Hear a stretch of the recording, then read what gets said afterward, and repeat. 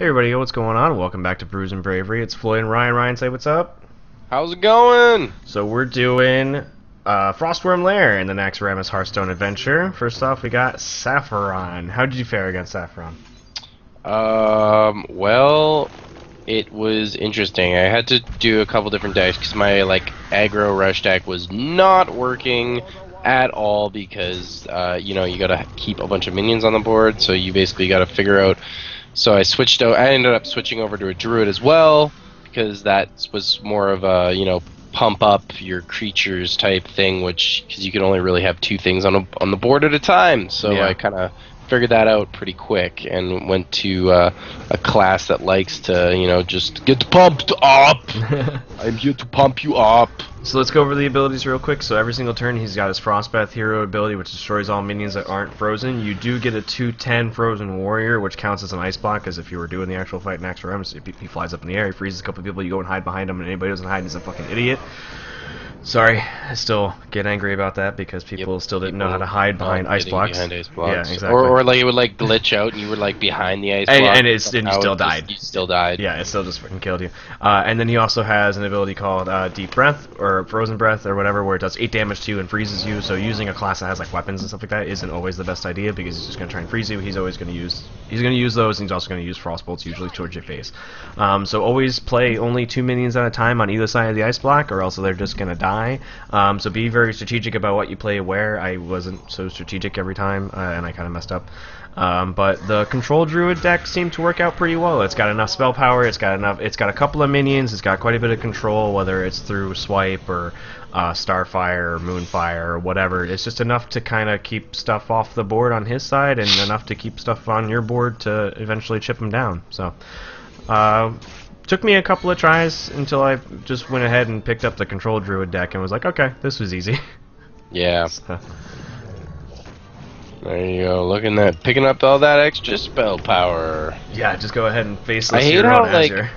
biggest complaint about Faceless Manipulator is that, if it's a battle cry or something, you don't get the battle cry, or, That would be I a hate little these too cards overpowered, though. Yeah, but, think of, that other Death Rattle, card, that 3/8 or whatever, or yeah. it's a where 2/8, I think. Death Lord. And then where it plays a card from your deck, and it's if that card is dependent on the Death Rattle, it just, I don't know, it kind of annoys me when cards get auto played and then you don't get the effect from them. Yeah. It's sometimes what is that 4-cost 2/3 or whatever, Defender of Argus? Yeah, if it gets pulled, you don't get a taunt. Defender of Argus. The whole point of playing that is to get the shield, and then you don't get it. I don't know. Yeah. Kind of annoys me. So we're moving on to Kel'Thuzad. So fight goes in 2 phases. He starts off with the 15 armor and 30 health, and his hero ability is what is it?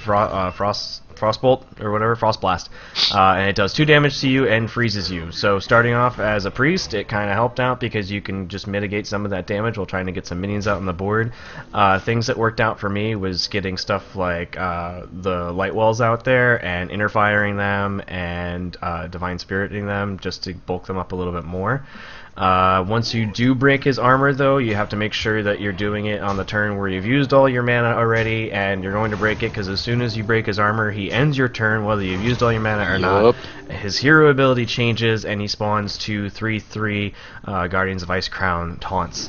And then he also changes his hero ability to be a 8-cost take control of a random enemy minion till the end of turn.